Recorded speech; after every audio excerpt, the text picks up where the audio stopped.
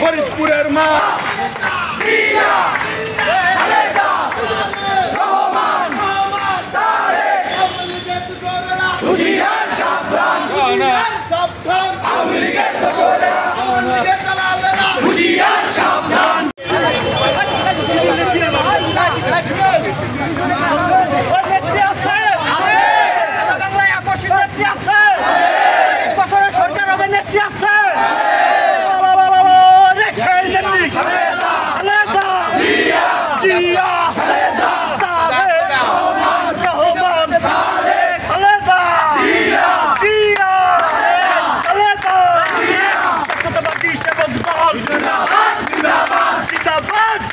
ব্যবহার করে আমাদের যে মিথ্যা মামলা দায়ের করেছিল সেই মিথ্যা মামলায় বিজ্ঞ আদালত আমাদের জামিন দিয়েছে।